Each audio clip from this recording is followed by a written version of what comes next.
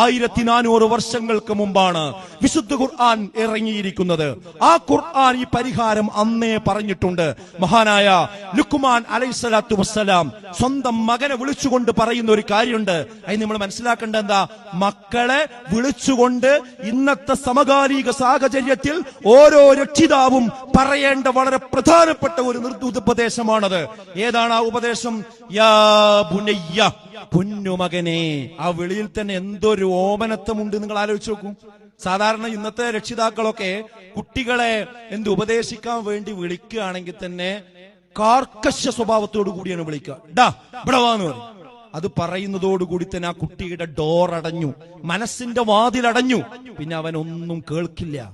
അവിടെയാണ് യാ ബുനയ്യ എന്ന വിളി. പൊന്നുമോനെ. എത്ര സ്നേഹത്തോടും വാത്സല്യത്തോടും കൂടിയാണ് ആ വിളി. എന്താ പറയുന്നത്? ഇന്നഹാ ഇൻ തകും മിസ്ഖാല ഹബ്ബത്തിൻ മിൻ ഖർദലിൻ, ഒരു ധാന്യ പൊടിയുടെ കഷ്ണത്തിന്റെ ചെറിയൊരു കഷ്ണം, അത് ഫതകും ഫീ സുഖറത്തിൻ ഔ ഫിസ് സമാവാതി ഔ ഫിൽ അർദ്, ഏതെങ്കിലും പാറക്കെട്ടിനുള്ളിലോ ആകാശത്തോ ഭൂമിയിൽ എവിടെയെങ്കിലും നീ കൊണ്ടുപോയി വെച്ചാലും